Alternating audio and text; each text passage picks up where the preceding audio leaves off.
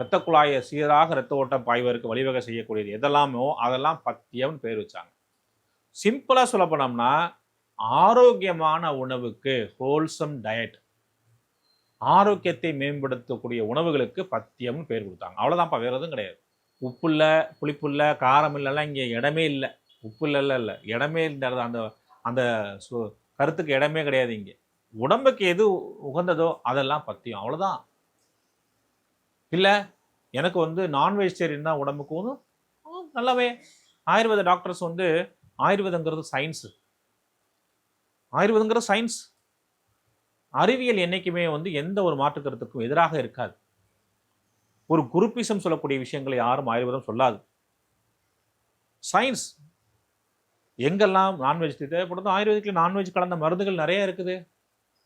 மகாமாஷ தைலம் ஆயுர்வேதத்தில் இருக்கு. மாம்சம் கலந்த ஆயுர்வேத மருந்து